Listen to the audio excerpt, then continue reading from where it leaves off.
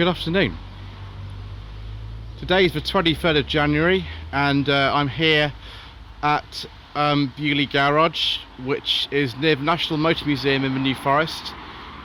Today I've been driving this 1966 Jaguar E-Type fixed head coupe 2+2. This is a Series 1 E-Type, and I've been very kindly invited down here by the wonderful people at New Forest Classic Cars. You can actually hire this E-Type to go for a drive around the New Forest or wherever you want to go for about £200 a day or thereabouts. You'll see a full review of this car on my channel, which has been filmed by Mr. Matt Richardson from Furious Driving, and I'll be sending it over to Mr. Franks for editing quite soon. You'll also see a review on the Furious Driving channel. This being a 1966 car, it has a 4.2 litre XK engine. I don't know if we'll get to see the engine today because opening and closing the bonnet on this car is an absolute faff.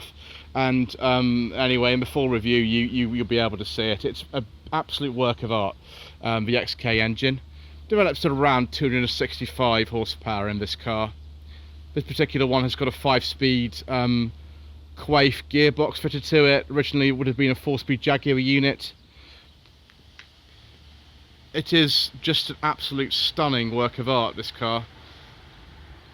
Not particularly easy to get in and out. You can see just how long the car is in comparison with the passenger compartment. If I just move back a bit here, and you can see the silhouette of the car. The rear cabin starts about where the rear of a normal car would. Trust me that the video that I can see in front of me on the phone that I'm using does not do justice to the way the car looks in person at all. Obviously you have to come and just see for yourself. This being a fixed head coupe, it has a sort of hatchback. I'll show you how to open that in a moment, and the twin exhausts.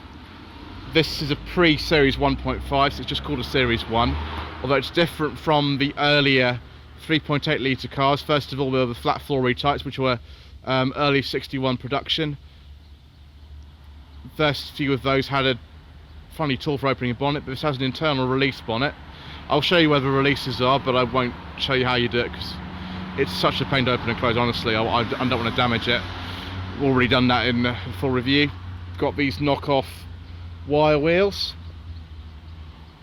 and if we open up the door,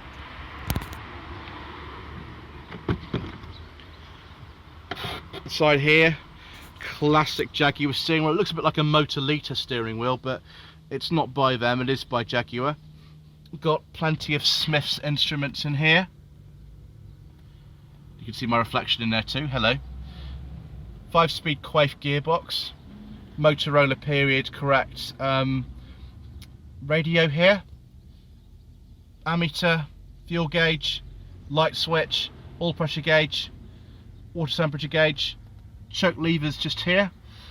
Rear window, we're not actually sure what that does actually. Handbrake lights, that is the dip switch. Then we've got interior light, panel light, fan speed. There's where the ignition key goes. Starter button is there, cigarette in the middle. Map light, which is kind of same sort of thing as this really. And we've got a wiper, fast and slow, and then the washer separately there. On that side, those are actually the heater controls for hot and cold and going up and down. The heater does actually work quite well. I was quite surprised about that. The seats in this car, that's leather at the bottom, but this particular driver's seat has got a larger squab on it. It does make it a bit more comfortable. I'll show you as well how the seat back just is infinitely adjustable, as you saw there. Doesn't fix in place, and the seat belts are fixed too. They do work. I did put mine on when I was driving, of course. There we have the rear seats. They are really only suitable for children or people who don't really have any legs. The catch for the boot's actually here. You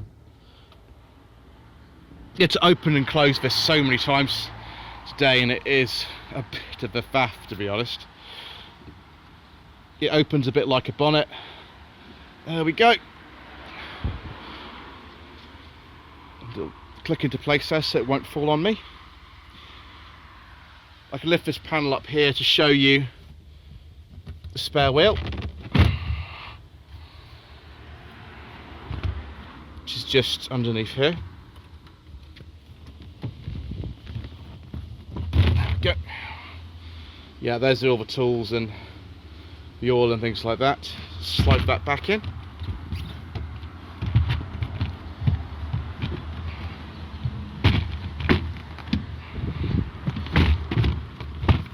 There we go. Just closes like so. There we are. What's interesting about these doors is I think on a 2+2 model like this they're a little bit longer than the standard ones, but it's still not easy to get in and out of the car. You really, unless you're sort of Michael Caine physique, you're going to be a bit you know, cramped actually. The footwells, even in this car that's on a flat floor, it's got more room for the feet. It's still a bit cramped in here. The wheel does sit quite low on your legs as well. But really, when you're driving an E-Type, that doesn't really matter too much.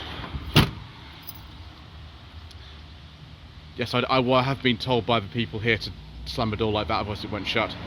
The mirrors are not particularly useful. I did manage to adjust them, or rather Matt from Furious Driving had to adjust them a bit better so I could see out of them, but they're not the best ones. Triple wipers, of course, with a washer. And this being the earlier car, it's a pre-series 1.5, so we've got the glass in place on top of the headlamps. The Americans didn't like these glass headlamp covers, so they eventually had to get rid of them, which is a massive shame because it's part of this amazing design. You know, it's just a very difficult car to find fault with, other than the, you know, this sort of period quirks and things. This car's got an aftermarket roof as well. It's a Britax or Webasto roof. Probably dates, I say, from the 1980s.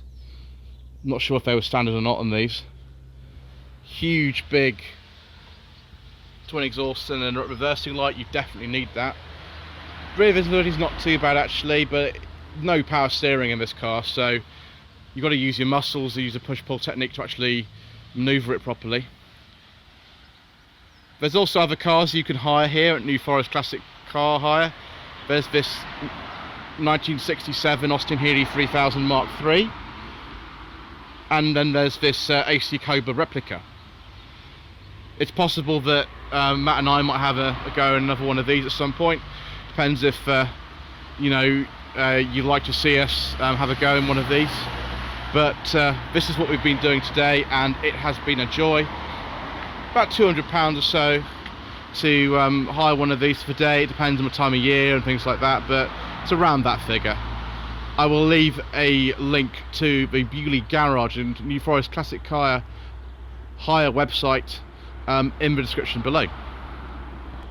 So thank you once again to Adam and the team at Bewley Garage, who have lots of very tempting things inside for sale as well. They specialise in E-Types actually, but they have other things as well, more modern things as you can see there. Don't forget to subscribe to this channel to be notified as to when the full review of this car will be released. Obviously leave a comment below and like this video. I've got a website, www.lloydvehicleconsulting.co.uk, and also a Facebook page, facebook.com/Lloyd Vehicle Consulting. Please do get in touch with me via the website. There's a contact tab on the home page for you to do that if you're looking to source a car for you. I mean, I suppose it could be a very nice E-Type, but it generally, I do source more modest cars than this, so I hate to disappoint all of you. But thank you ever so much indeed once again for watching.